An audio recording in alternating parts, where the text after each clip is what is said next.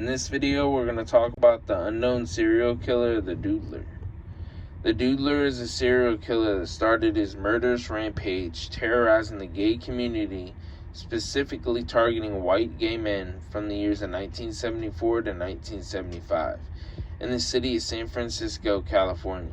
To this day, over 40 years after the Doodler killed his first victim, nobody knows who the Doodler actually is. There are 6 known victims, possibly more. Gerald Kavanaugh, Joseph J. Stevens, Klaus Christman, Warren Andrews, Frederick Kappen, and Harold Goldberg. There is a sketch that the police had sketched out from 2 surviving victims. They want to remain anonymous, and these people are an actor and a diplomat. They both claim to have been attacked by the Doodler. This sketch depicts a black man, is between the ages of 19 to 25, about 6 foot tall, with a slender build. And then the Doodler is kind of a weird name to give a serial killer, you know? But how he actually got the name is kind of interesting. And it's because of the doodles that he would draw of people or his victims. So from the surviving accounts of the victims, they had said that what he would do is he'd find the person that he liked, draw a caricature up, he was a good artist, strike up a conversation, and then, talk them to go into a secluded area, maybe to, have a little fun. And then, boom, he would attack them, try to kill them. Gerald Kavanaugh was 49, born in Canada in the year 1923.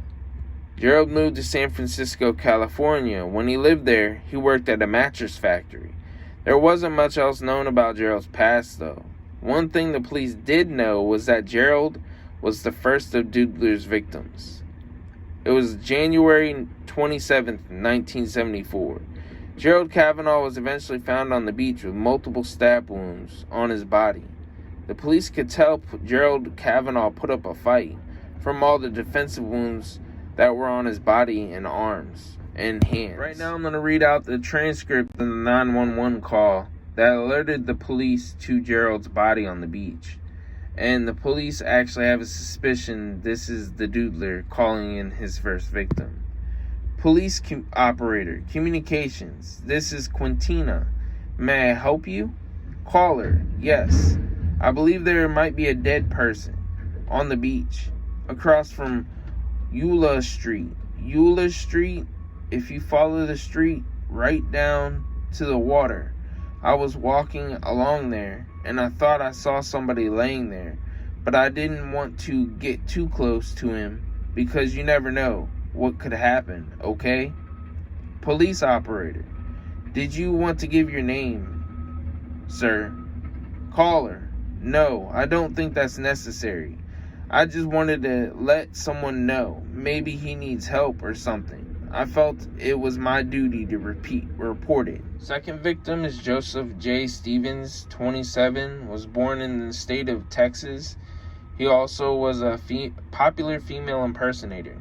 Over the years, Jay switched from being a female impersonator right over to gay comedy. Jay was known to frequent and perform at the nightclub Finocchio's. This nightclub is a popular hangout spot in the North Beach neighborhood.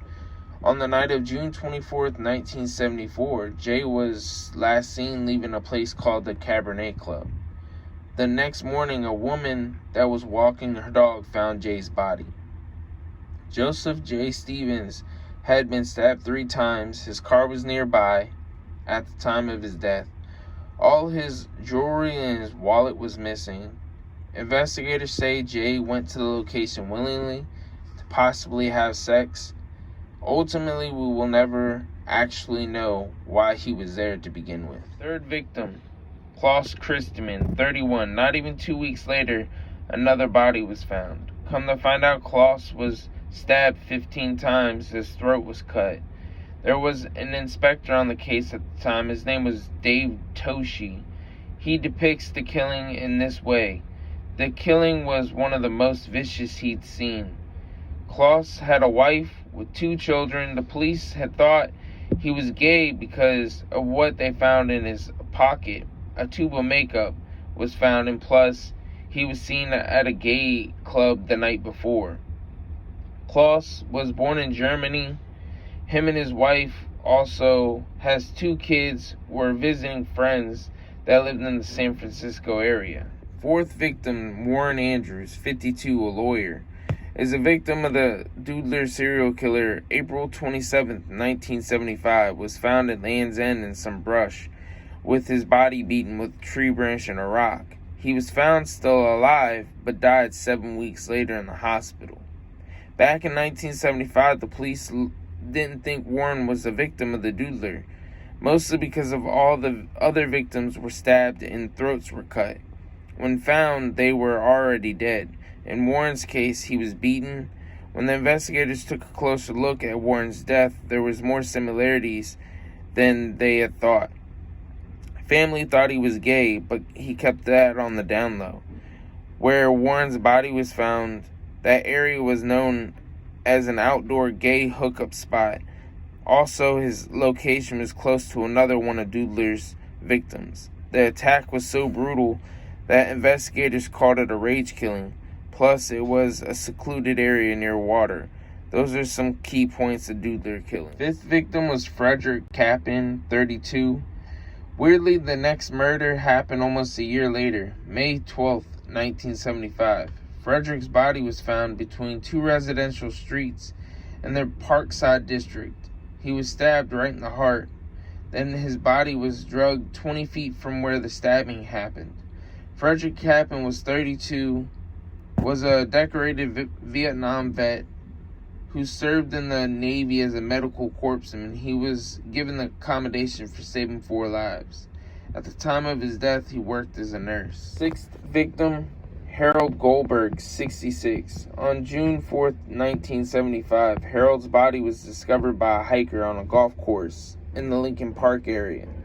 His throat was slashed and left for dead near a busy trail. When the hiker came across Harold's body, he was there dead for around 2 weeks and badly decomposed. Harold was a sailor, and he was from Sweden, and he was also 66 years old. He immigrated to the United States some years before his tragic death. He was very ill at the time with a severe case of liver disease.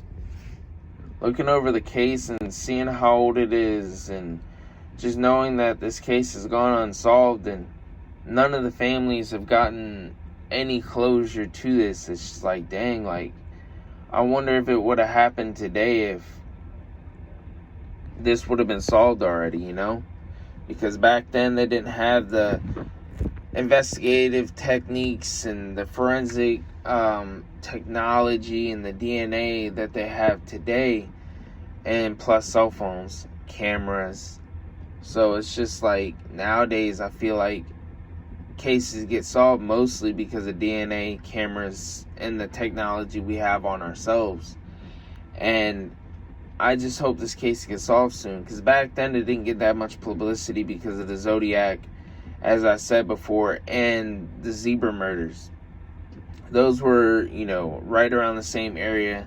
That happened around the same time. So it's like those were getting way more publicity. And plus, gays were a little ostracized and taboo back in the day compared to now. Now it's just like it's all over the place. And it's like commonplace, if that makes sense. And I just really hope it gets solved. And hopefully you guys share, like, comment, subscribe. And yeah, I mean, it's $200,000 now that they're offering, you know, for the capture of this person. He be in his 60s. And they caught the Golden State Killer through DNA and genealogy sites. And he's in his, I don't know, probably 70s or 80s, I believe. It's just crazy. But I just hope, you know, everything goes good and they get more evidence to finally convict somebody in this case, because they need to get brought to justice. Let me know in the comments below what you guys think and what you guys want to see. I'll talk to you guys later.